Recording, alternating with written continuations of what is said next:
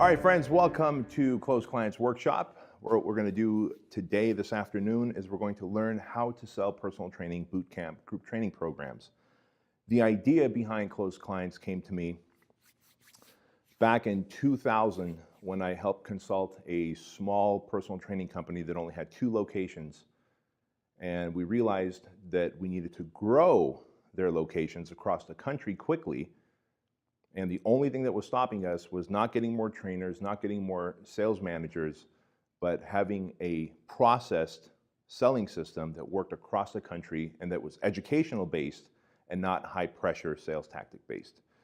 And so with that, I came up what I affectionately called the triangle close, which you'll see later on as we go into the role play of this.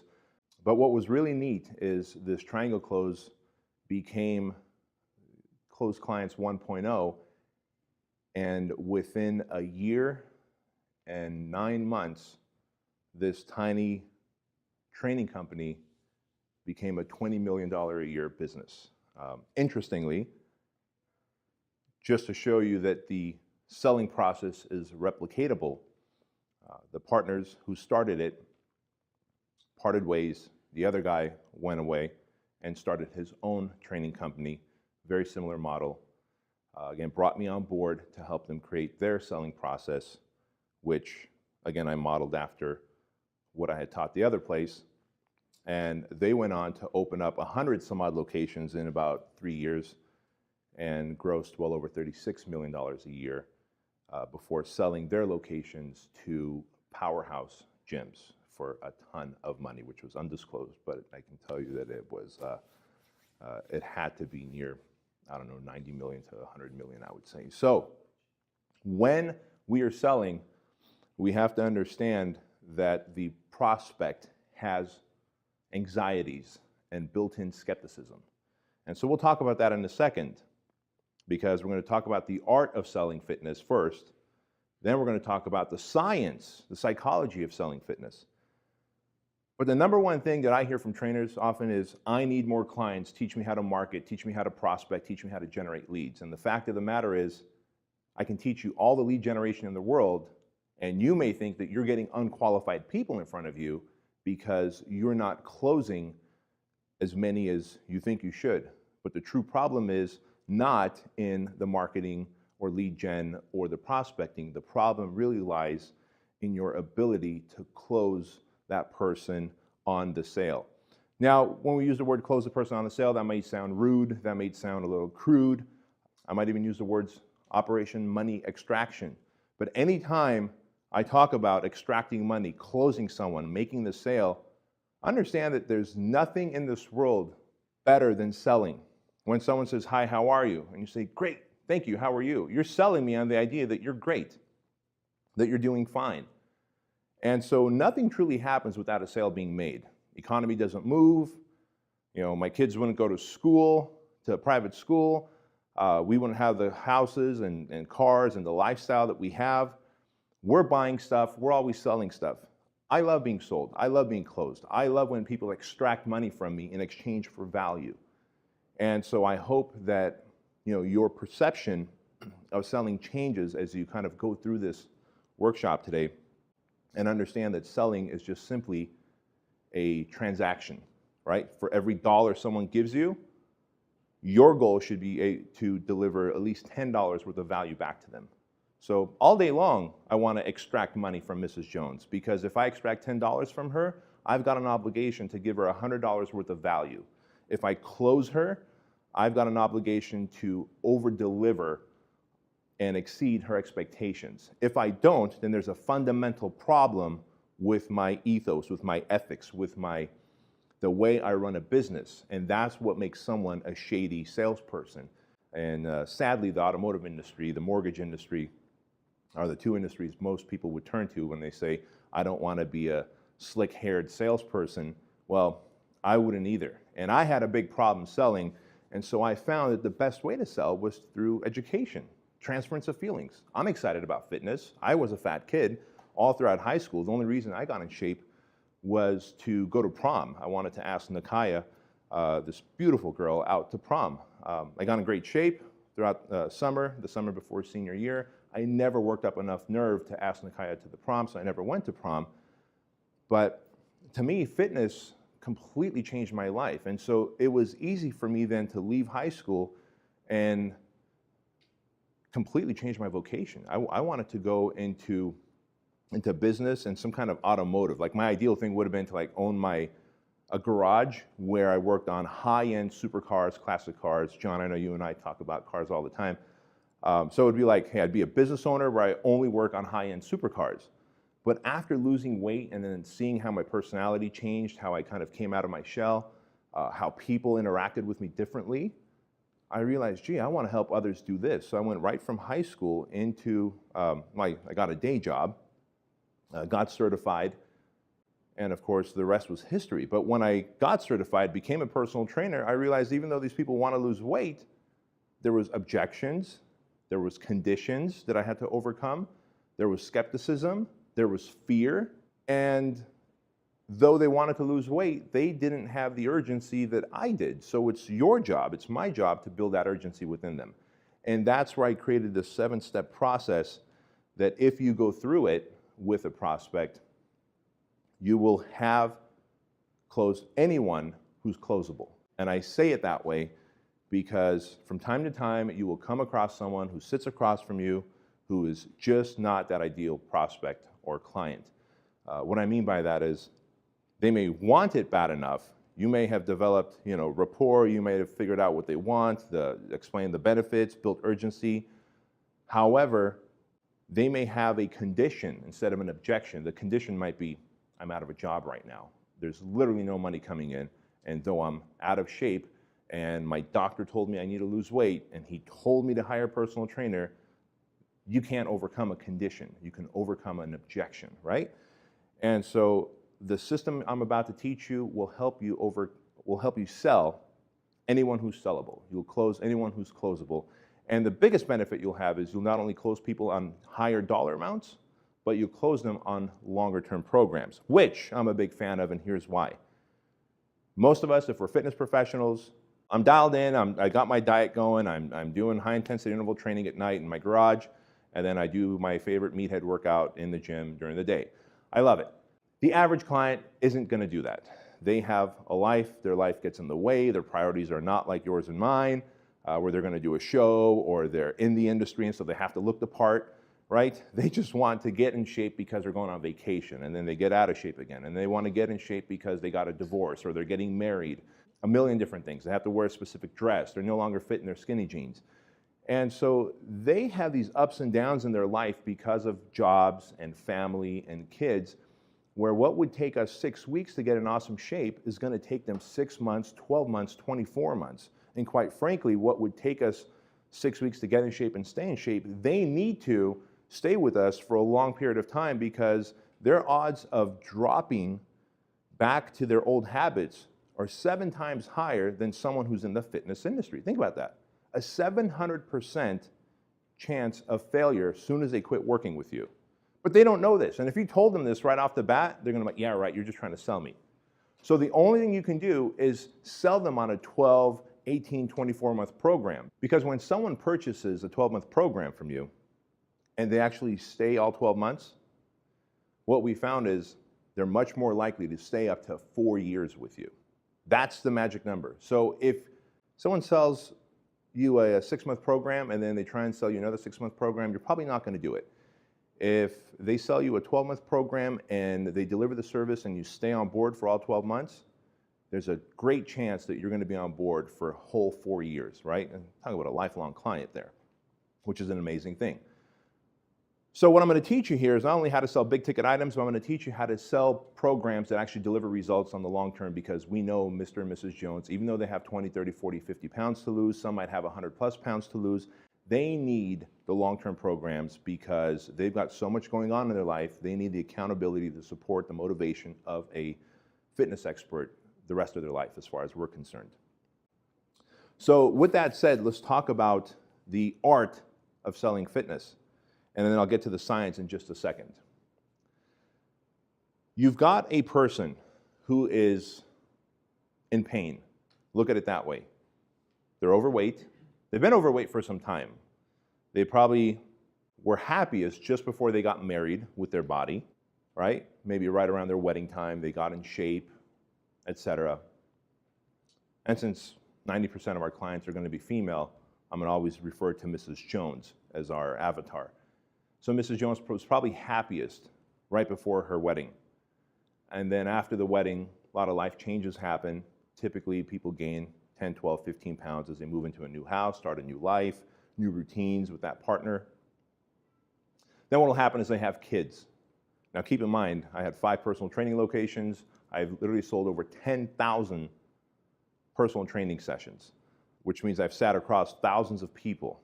And so the pain that I've heard over and over again is consistent from East Coast to West Coast to Canada to UK to Australia. They have a couple kids. They have every intention of getting back in shape. Life gets in the way, and they don't get in shape. They keep adding weight every year. Soon they get to this point where they start accepting this weight. They're no longer interested in going back to their pre-wedding weight. They would just be happy if, even though they gained 40 pounds, they would be happy if they lost 20 pounds. That's the psychographics of your prospect who's coming in to see you, right? And so you've got to understand that they've already accepted that weight gain is normal, right? I'm turning 40. I'm ashamed of myself for letting myself get out of shape where I lost my abs last year. You know, I ran that marathon, I got my abs and da-da-da. And then I blamed it on, well, Fit Body Bootcamp's growing quickly and our headquarters is growing quickly and I'm traveling so much and so I'm eating out, da-da-da. None of that matters. I know how to eat when I'm traveling.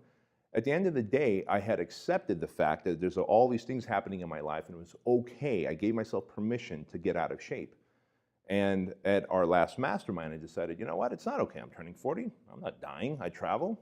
Great. Good for me. There's restaurants everywhere. I know how to choose the right stuff off the menu. I'm disciplined. I've been disciplined before in this way. And so I did it. And, you know, my abs are quickly coming back. And Mrs. Jones, sadly, doesn't think and operate that way. That's why they want to pay us. They're willing to part with their money because they don't travel with lunch boxes like we do, right? And so when they are willing to part with their money, they're only willing to part with their money when we can transfer the feelings that we have about fitness to them. So the psychographic is, I've gained this weight. Even though I've gained 40, 50 pounds, I'd be happy, I'd be ecstatic if I could lose 20, 30 pounds. And gee, if you can get me to my pre-wedding weight and body, man, that's even better. I've had 2 kids, so I don't even think that's possible. And it's our job to let them know that, guess what? It is possible. Age isn't a factor, and your hormones isn't a factor. All of that can be fixed and dealt with. But none of that can happen unless they know, like, and trust you, because what we're going to talk about with them is pretty personal stuff when you think about it. We're going to get our hands on them, and we might do a body fat test. I'm a big believer in doing a body fat test on a prospect before ever selling them, because you don't want to be the bearer of bad news. I don't want to tell Mrs. Jones, guess what, Mrs. Jones? Now that you're 42 years old, you have 39% body fat. That makes me the bad guy. What I used was back in the day, I used the Futrex body fat tester. If you guys remember, this big machine, infrared on the split of the bicep, and it prints out, and it says, you know, this person's whatever. You type in their age, their gender, and based on the infrared, how it did its thing, it would say what their body fat percentage is. Today, we have the Omron handheld body fat tester. I am not a big fan of doing calipers on Mrs. Jones when she's not a client yet, because that's you're getting in her personal space in a way and in areas of her body that she doesn't want you to get to yet, right? Because she doesn't know, like, and trust you. When she's a client, she's totally fine. But when she's not a client, you have to do the least invasive body fat test ever. So I agree, the Futrex maybe wasn't totally accurate. Neither is the Omron. But guess what? It's equally inaccurate. So if I body fat test Mrs. Jones on a Monday morning pre-workout on a Omron body fat tester, and it says she's 39% body fat, and 4 weeks from now, I body fat test her on a Monday morning again pre-workout, and it says she's 37% body fat. Now, she might have been 42 in the beginning or 36. But it said 39, that's fine. And now the second time around, it says 34.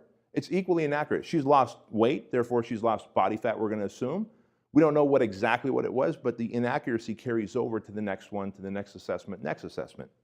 So I'm a big believer in using the Omron body fat tester. I'm also a big believer in having a pound of fat and a pound of muscle on your desk, in your office, in your facility. And you can just go to Amazon.com, type in pound of fat, pound of muscle, and voila, there it is. Now, because those pounds of fat, pound of muscle, the pound of fat is made correctly. The pound of muscle, according to a professor that I spoke at Cal State Fullerton, I spoke to, he says that pound of muscle needs to be cut in half, maybe even by a third, and you're going to use the bigger third of that. And the reason is that muscle being so dense, a pound of muscle is visually smaller than a pound of fat, and you need to show that visually, right? Because if you show them that, hey, here's a pound of muscle and here's a pound of fat, they look the same, it's going to kind of kill your presentation, if you will, right? And so you have to show them the visual difference, that if the Omron body fat tester says that they have whatever, let's say they have 26 pounds of body fat on them, that's what 26 pounds of body fat might look like. But 26 pounds of muscle might look like this, right? And we need to be able to show them this visually. So you need to have an Omron body fat tester. You need to have the pound of muscle, pound of fat, and you certainly need to have them experience your workout first. Now, if you do one-on-one personal training, put them through one complimentary personal training session. If you're offering group training or boot camp, let them try your program out for at least 2 or 3 sessions and then sit across from them to sell them. Look at it this way. A car, you're going to go buy a car, right? I mean, these people are typically going to pay you what a car payment is to work on their body.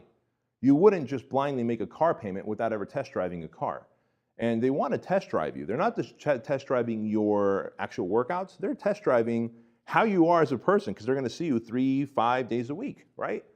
They're test driving the facility. How's the temperature for them? How's the ambient noise? What's the smells like, right? Everything. I've heard it all. I've heard prospects come through and say, wow, it smells like broccoli or egg or something. You know, well, one of my trainers was getting ready for a show, and guess what? I realized while I'm used to that smell, they're not. They're offended. That could affect the sale. And so I'm very aware now of my facilities and if there's any funky smell going on, because all of those factors are force multipliers that work against me, right? Now what we're going to talk about are force multipliers to work for you to make the sale. And those are the things on the board here that we'll get to in a minute. So understand that Mrs. Jones will walk into your facility with skepticism, with fear, because she's not a gym rat like we are. She hasn't experienced a group workout yet or a one-on-one training session. She doesn't know what to expect. She's just seen workouts that take place in a gym where she watches the trainers do their thing. She doesn't know if she can do this, if she's capable. What if the trainer doesn't like me? They think I'm a sissy, I'm a wuss. Those are all the secondary conversations that are happening in their head. That's important for you to know that, the word secondary conversation, because what typically ends up happening is when you go to a car dealership, and I'm going to use the car purchasing process often because odds are we've all purchased a car either from a dealership, a new car, or a used car from somebody else. And in that process, we've all had that secondary conversation happen. So let's talk about going to a car dealership. You know that you're going to buy the new Chevy Camaro. Like, you know, you're looking for it. You've been on TrueCar.com. You've been on Edmunds.com. Like, that's the car you want. You know the color. You know the style. You know the features that you want. As soon as you walk to that Chevy dealership, you instantly see those sales guys coming towards you. And inevitably, one always kind of, does a little laser focus on you, and he beelines it right over to you. And as he's got his hand extended out to you, and he's walking towards you to say hi, and all you're thinking is, he's a salesman, and I know he's going to try and sell me something, and he's probably going to rip me off. Even though you're there, because they say 93% of the time when someone walks onto a dealership floor, within the next 30 days, they're going to buy a car, because no one just walks onto a dealership floor just to look at cars, typically, especially these days with the internet. And so even though you know you're there to buy a car, as long as the deal is right and meets your budget, you'll buy it. You've got this anxiety and pucker factor that's set in because of the fact that he's a sales guy, he's a stranger, and we're trained to think that they are going to try and rip us off, right? So when he comes up to you and says, hey, how are you? My name is Mike, and I'm one of the sales reps here. And I might say, hi, I'm Bedros. He'll say, well, how can I help you? Can I show you a car? Typically we go, no, just looking, and we do that step back, don't we? It's human nature, because the secondary conversation in our head is, you jerk, I know you're going to try and sell me, you're going to try and rip me off, and the last thing I want to do is get ripped off by you when I'm trying to buy my dream car. So you'll probably wander around a little bit, and then at some point, you're going to hesitantly go to this guy and go, all right, I think I'm ready to buy a car now, right? But what if this salesman walked up to you and says, hey, I'm Mike, I'm a sales guy here, and I'm going to go right back over there in just a minute and wait until you're ready to talk to me, because I hate high-pressure sales, and I hate walking up to a dealership floor if I'm just looking at a car. Now, if you have any questions, you can ask me now, or you can just come and find me. Okay? What's your name? If they overcame those objections that were happening in your head, you might be like, well, actually, I am here to look at a car. I've been looking at it online, and it's this Camaro, and it's this color, and that engine set up, and you know what? Can you show me one if you have one? So our job is to overcome the objections, the secondary conversation that's taking place in their head that they never tell you. Now, if you do your job right during the selling process, you might be able to fish some of that out, right? Some of that we'll know just by way of what I'm teaching you. Psychographically, remember I said they have fear, they have skepticism. So you might come and say, hey, look, Mrs. Jones, I know you're brand new to our facility here. I know you're still trying us out. And listen, if I was a brand new client coming into a gym, I'd probably have a little skepticism. I'd be a little nervous. I might have a little fear. Am I going to hurt myself? Am I going to do this right? But I want you to know that I'm here for you, and all of our coaches are here for you. And most importantly, all of our clients, we're family. And so feel free to ask any of us any questions, and we're here to help you. And you just alleviated anxiety, right? And so one, you have to know what anxieties people walk in with, right? What are their fears, frustrations, and desires, right? So their desire might be to lose weight. Of course, most personal trainers are taught to forget desire. What do they need? You know, I'm going to do the overhead squat test on Mrs. Jones, and if her heels leave the ground, then we're going to focus on posterior chain and flexibility of the hips, etc. Wait a minute. She's getting married. She can care less about her heels leaving the floor. She just wants to wear the two-piece, right? After the wedding, when she's on her honeymoon. Like, this has nothing to do with overhead squat test, yet we're so conditioned to sell them what they need and not what they desire or want. And so everyone has fears, frustrations, and desires. Before you ever sell them, you have to overcome their fears and frustrations. And so addressing that with them takes care of the secondary conversations that take place in their head. So with that said, we know that this person's skeptical, they have some fears, they have some anxieties, and they are here to try you out. And your job, if you do one-on-one personal training, is to train them once and then sit across from them to have that nutrition consultation, right? Where you're going to sell them educationally, like I'm going to show you. And if you do boot camps, let them work out at least 2 or 3 times so they can experience the whole energy of your boot camp or group training program. Because you can just toss them into a boot camp workout, it's not like you're losing space because you can handle probably 15, 20, 30 clients at a time. Unless your boot camps are packed to the gills, then you might have a problem with having people work out 2, 3, 4 times. But I'm a big fan of selling people low barrier programs. Like we sell 2-week programs for dirt cheap, like $49 just to try us out. And what we'll do, as soon as they come in, they'll fill out the PAR-Q. So you're gonna have them fill out the PAR-Q right away, whether they come in for that one workout if you're a one-on-one personal trainer, or whether they're gonna do a group training or boot camp. They're going to have to fill out the PAR-Q and a liability release right away. You're also gonna tell them, hey, Mrs. Jones, what we're gonna do is after your workout, if you're doing one-on-one personal training, we're gonna sit down and we're gonna talk about nutrition, because that's a big component about getting fit and losing fat. So make sure that you're gonna have time for that. If you don't have time for that today, let's just schedule your workout for tomorrow or the next day, right? What you wanna do is let them know how long this thing is gonna take, because guess what's happening in their head? The secondary conversation. How long is this gonna take, right? When's he gonna spring it on me? So why not just tell them? Here's what we're gonna do, Mrs. Jones. So if you're a one-on-one trainer, your pitch goes like this.